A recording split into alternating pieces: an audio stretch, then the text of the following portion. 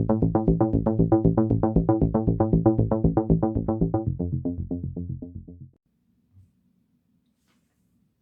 everyone, welcome back to my channel. Today I'm going to be reviewing Thor: Love and Thunder. It's the latest MCU film and the fourth Thor film, of course starring Chris Hemsworth as Thor. Also bringing back other characters like Tessa Thompson as Valkyrie and Taika Waititi uh, as Korg.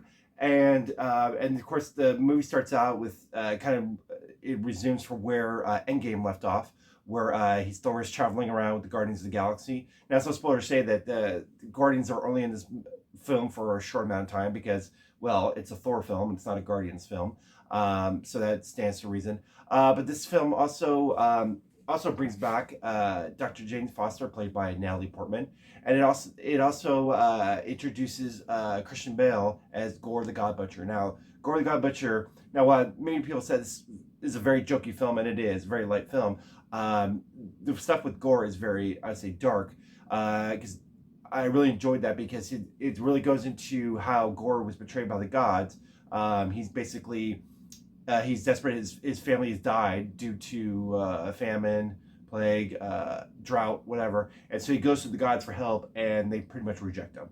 And so while he's there, he finds the Necrosword, and he uses that to basically wage vengeance on the gods, kill the gods, and starts to go through a rampage throughout the universe, vowed to kill all gods. And because he's corrupted by that sword, he wants to kill all the gods. And so he's basically the driving force of the film as the main villain. And now, say this film that way, it is a very light film. I really also loved the performance of Natalie Portman as Jane Foster. I'd say this movie has done more justice to Jane Foster than the first two Thor films did. It very much fleshes out her character. Of course, in this film, so no spoiler to say that she, starts the film and she's dying of cancer, stage 4 cancer, and in desperation, she goes to New Asgard, and there she finds the old Mjolnir after it's broken up, and she comes in, and that pretty much gives her the strength of Thor, and it helped her keep her alive. But as I said, while Mjolnir's keep her alive, it's also killing her because it's purging the chemotherapy from her system. So, as well, so that in a way, while it gives her strength, it's also dooming her. So that's also another central conflict of the film. So, I really enjoyed this film all around. Like I said, it's more lighthearted, definitely kind of in the same vein as Ragnarok was, but it definitely got more jokes than Ragnarok did. And now the criticism I've heard of the film is that, oh, it's got too many jokes. It doesn't take itself too seriously. Now, while there is a lot of jokes, I did enjoy them. Of course, it's Chris Hemsworth, the way he cracks jokes. I think he's just a natural. This is his role. And I think the lightheartedness does play. It worked for me, at least. I can only think of like maybe 2 or 3 scenes off the top of my head where I think they were a little too many jokes, where they were trying to they go a little too far with the jokes, or like trying to pound it home, and it was a little excessive, Other than that, though, I thought the jokes worked naturally in this film, and I enjoyed it overall. I loved the visuals of the film, of course. Very much a good adventure aspect to it. I think Gore was a very menacing villain. I enjoyed the ride that the team had to go, and then as we went around to meet other gods, trying to make a team, and of course Zeus, played by Russell Crowe. He did a great job as Zeus. He was hilarious as Zeus. So I really enjoyed what this movie did. And it's funny too because it's one of those movies where it's like, oh wow, if you haven't watched all the other previous MCU films, we know what's going on. I actually brought someone to the movie who had not seen any Thor film, believe it or not, beforehand. I was like, uh-oh, wonder if she's gonna be confused. Well, she wasn't, because in the film they kind of catch you up.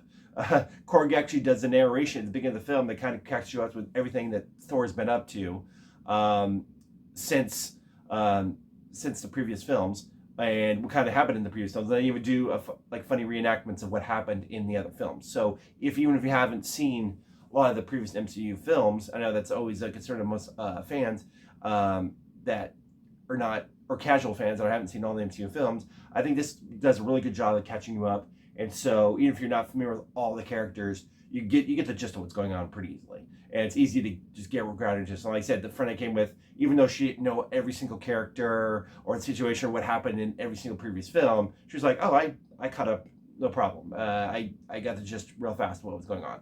So I think it makes it very easy. I think Taika Waititi did another masterful job with this film. Like I said, I know it's gotten kind of mixed reviews, but I overall enjoyed it, and the audience I was with last night really enjoyed it. Like people were clapping and cheering, laughing along at the moments, and so everybody, I thought this was a really fun ride. I think it's much better than what the critics have been saying. But yeah, and so it also depends to what kind of humor you like. I mean, if you really like really serious comic book films, then maybe it's not one for you. But if you know since Ragnarok that that the Thor films are taking a much lighter tone and they're gonna be very jokey, well then if you're into that, then you'll very much enjoy this film. So once again, I mean, of course I'm a big MCU fan, so I highly enjoyed this film. This phase has been hit and miss somewhat. Not every film is great, but I think this one to me personally is a hit. So what's that? I highly recommend Thor: Love and Thunder. You really love it. And I really too. And there's of course, two good post-credit scenes you should stay for. I think they definitely are just kind of setting up for the future. So once again, I highly recommend Thor: Love and Thunder, and go check it out. And once again, thank you everybody. Please like, share, and subscribe. And leave a comment if you've seen it. All right, and take care. Thank you. Bye bye.